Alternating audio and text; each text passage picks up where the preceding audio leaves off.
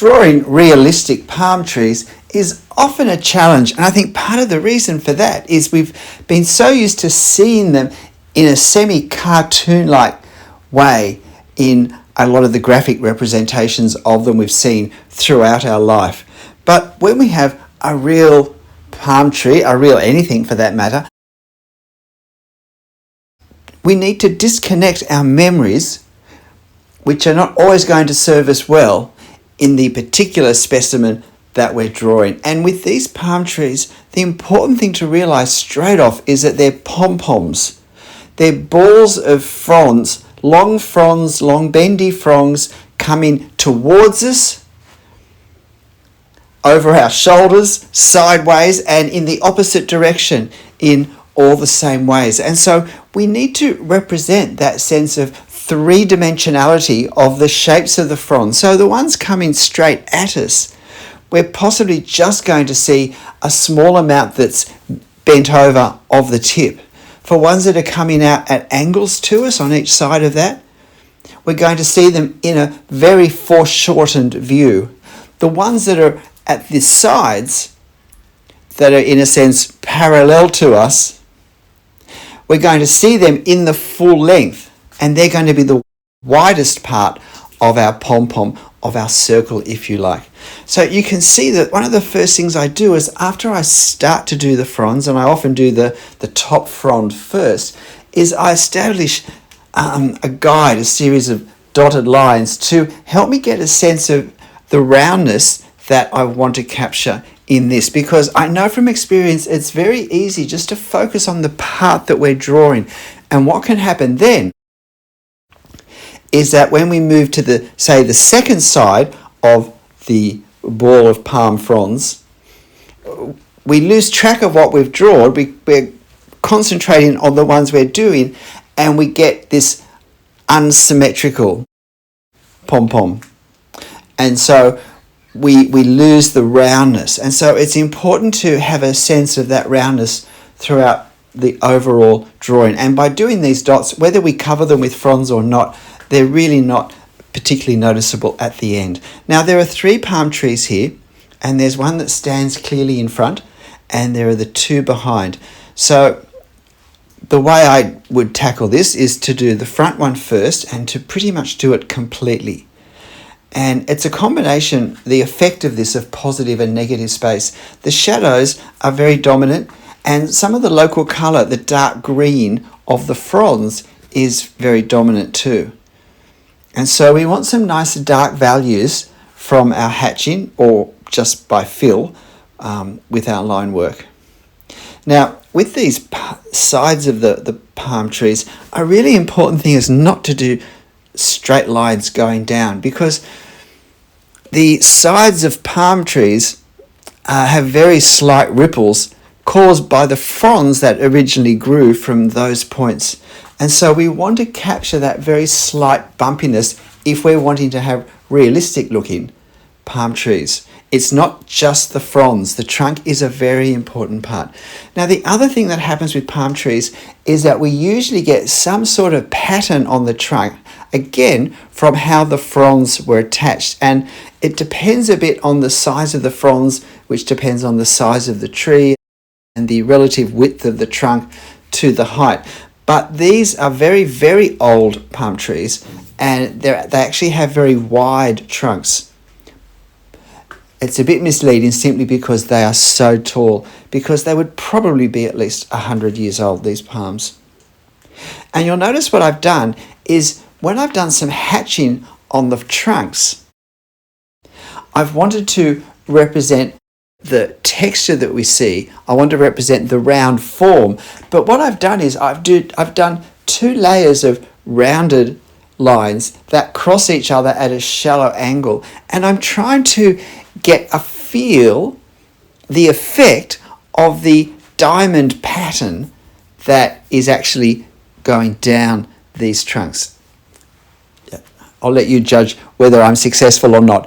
But it was my attempt at a technique to create the effect of the very precise crisscrossing and diamond pattern down the trunks of these trees without having to draw all the detail. But I think it also reinforced the not particularly straight sides, because some of the lines come out just slightly over the edge that I'd established. So again, it reinforces the somewhat irregular lines down each side. Now you can see me, I've been working on the second one, the same as the first one, but the big difference is where there's an overlap, I hang lightly. I want the closest tree, the one in front, to be clearly in front. And so I want to try and leave, not so much as a gap, but the effect of a gap, perhaps, between the two trees, so that the front one is clearly in front. Now they are very close together. I could have switched to a 0. Well, I'm drawing this in a 0.2. I could have switched to a 0.1 millimeter pen to do the further behind trees, just to help give that further back effect. But I think that would have been too strong. That would have been almost looking a bit theatrical for the closeness that they still are to each other.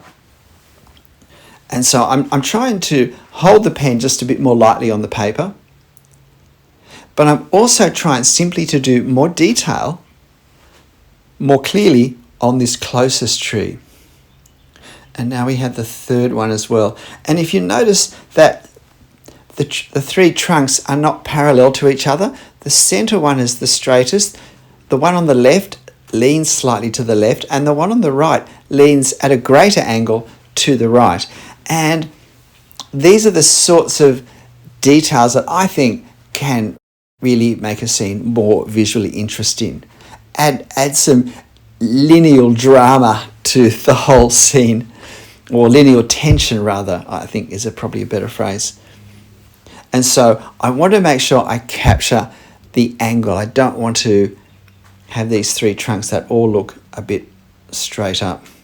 And now again with this, you can see what I'm doing. I'm at the very start, I'm trying to do the fronds that are going to be in front of other fronds, and I'm trying to do the fronds that bend over at their tips, so that I don't find when I go to do them that I've already drawn fronds in the space where I need to draw the tips. I'm trying to draw first the things that are going to be in front.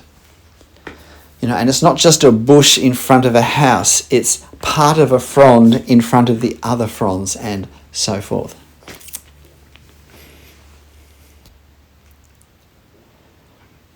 And again, I'm trying to capture the effect. I'm judging this I'm working this out on specific fronds, but I'm not trying to do all the fronds specifically. So I'm taking a few to get more detail, representative detail, and then, if you like, I just go from memory to fill in the spaces that I have. And now I'm just doing the same pattern, the same crisscross hatching. But for this tree over here, we have some shadow being cast on it because of where the sun is. So I think I will redraw this one day, and I'll put the building behind. This is one end of the original building for the Art Gallery of New South Wales.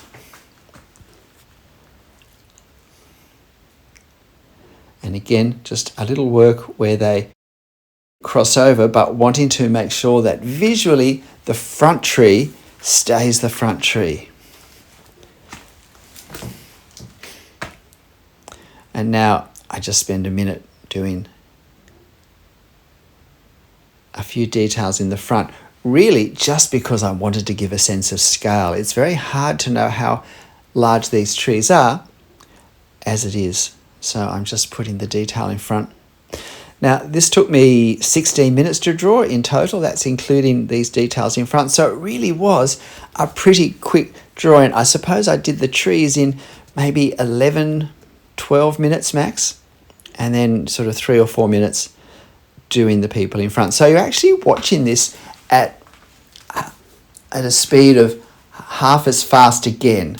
So it's certainly not double speed. So it is a fairly brisk style. It is a fairly quick method to capture the palm trees. But again, the most important thing is that we have to disconnect from our mind our memories, our associations of how palm trees look when they're drawn.